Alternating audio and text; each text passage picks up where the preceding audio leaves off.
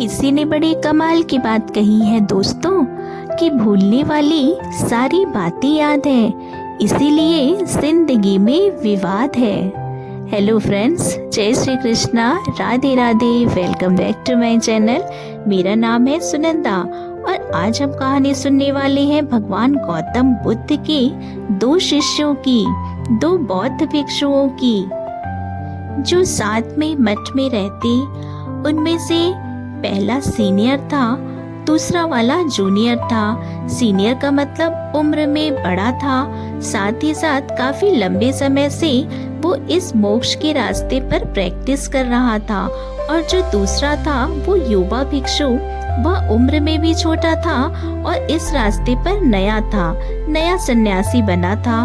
तो इस तरीके से एक बार होता कुछ यूं है कि बरसात का मौसम था और जो मठ था वह जंगल के बीच में था। गांव से, नगर से डिस्टेंस काफी था और रूटीन ये था उनका कि उनको जाना है, भिक्षा मांग करके, भिक्षा ग्रहण करके वापस आना है। तो उस रूटीन को फॉलो करते हुए दोनों निकल पड़े। हल्की बरसात हो रही थी और शाम तक जब इन्होंने भिक्षा ग्रहण कर ली, इसके बाद वापस मठ की तरफ आ रहे थे। हल्की बरसात अब भी हो रही थी और जो गांव से मठ का रास्ता था उसमें बीच में नदी पड़ती थी और बारिश के चलते नदी उफान पर थी। पानी तेज गति से बह रहा था। नदी के किनारे पहुँचे थे और पार करना चाहते थे, उस तैयारी में ही थे। तभी अचानक किसी लड़की की आवाज सुनाई दी। इन्हें पलटकर देखा तो वहाँ एक सुंदर कन्या खड़ी थी। दूर से देखने पर ऐसा लग रहा था कि मानो अप्सरा खड़ी थी। इतनी सुंदर, अत्यंत सुंदर स्वर्ण आभूषण पहने हुए थे और ऐसा लग रहा था कि वो राजसी कन्या है। उसने मदद मांगी, आवाज लगाई और उसने बताया कि मैं राजा की बेटी हूँ, राजकुमारी हूँ। जंगल में शिकार के लिए हम निकले थे, लेकिन मैं रास्ता भटक गई हूँ, परेशान हूँ। मुझे अपने घर जाना है। नगर का रास्ता उस तरफ और मुझसे नदी पार नहीं हो रही है। आप मेरी मदद कीजिए। अब उन बौद्ध भिक्षुओं के सामने ये संकट आ खड़ा कि कैसे मदद करे उस कन्या की, क्योंकि भगवान गौतम बुद्ध ने तो आदेश दिया था कि किसी भी नारी को स्पर्श नहीं करना है। तो इस लड़की को नदी पार कैसे कराएं?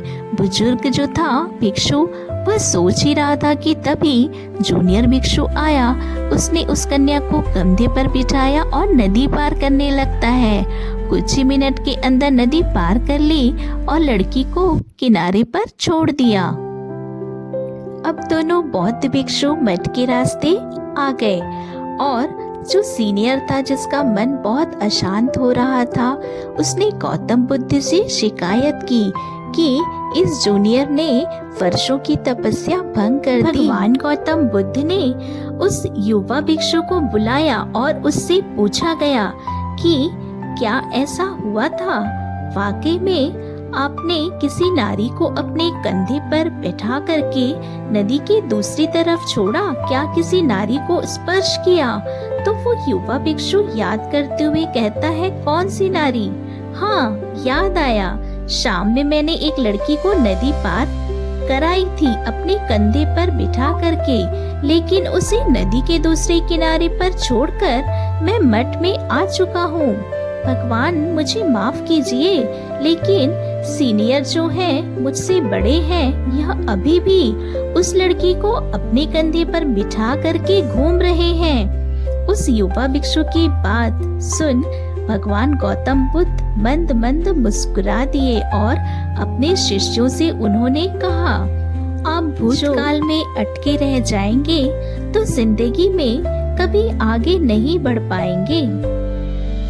अपने पास्ट से बाहर निकल हमें आज में जीना शुरू करना चाहिए और कल की तैयारी करना शुरू करना चाहिए। जीना इसी का नाम है। तो ये कहानी आपको कैसी लगी दोस्तों? हमें कमेंट में जरूर बताइएगा। वीडियो को लाइक कीजिएगा, चैनल को सब्सक्राइब कीजिएगा, फैमिली फ्रेंड्स के साथ शेयर कीजिएगा। Thanks for watching.